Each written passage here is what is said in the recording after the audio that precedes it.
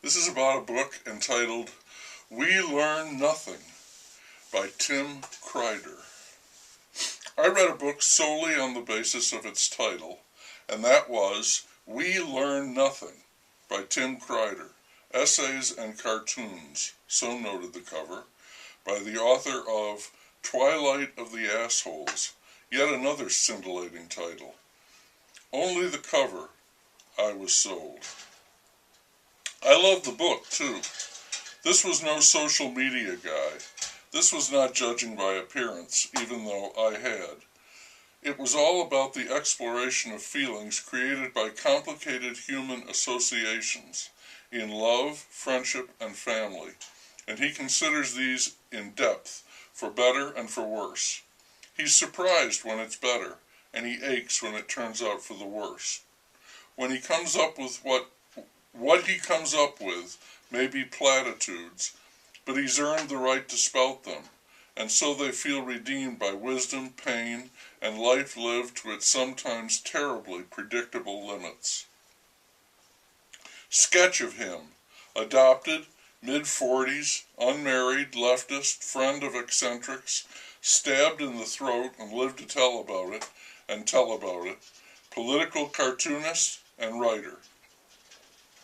Kreider struck me as a humanist, seeking not the truth or even truth, but what it means to be a person, what it means to live a life. It isn't easy. I can't remember reading a book that was this dogged about discovering among the shards and tatters of life a philosophy, maybe not a guide, but a record. Here is a sample of his findings.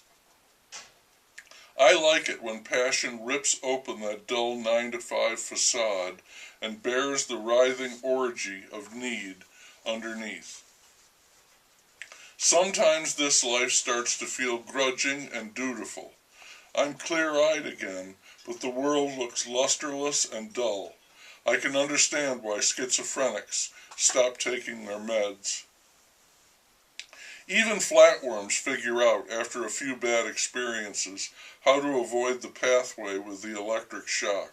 By contrast, it took me about 4,000 trials to realize that drinking ultimately makes you feel worse.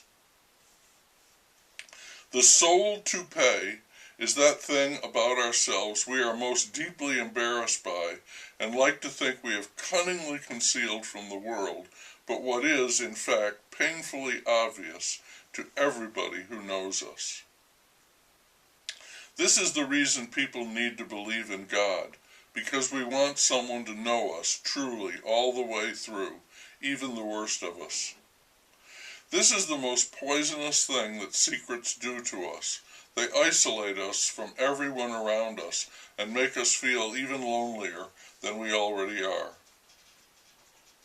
One reason we rush so quickly to the vulgar satisfaction of judgment and love to revel in our righteous outrage is that it spares us from the impotent pain of empathy and the harder, messier work of understanding.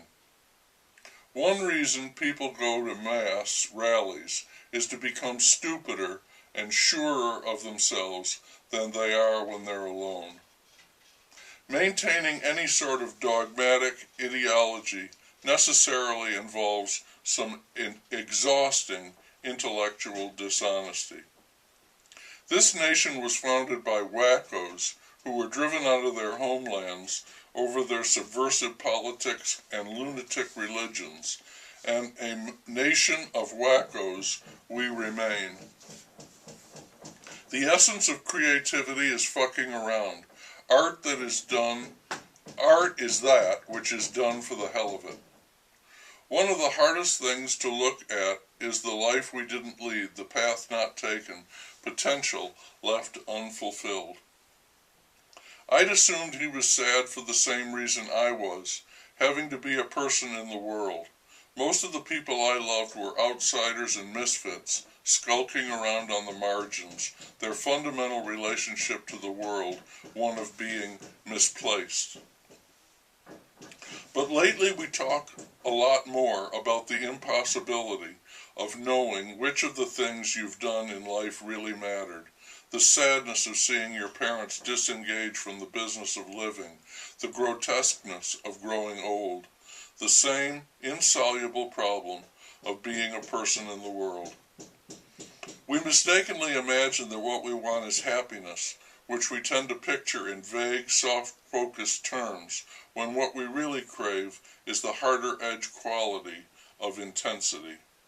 Love the book, love the illustration on the cover, but I will not be reading Twilight of the Assholes. My loss, I suspect.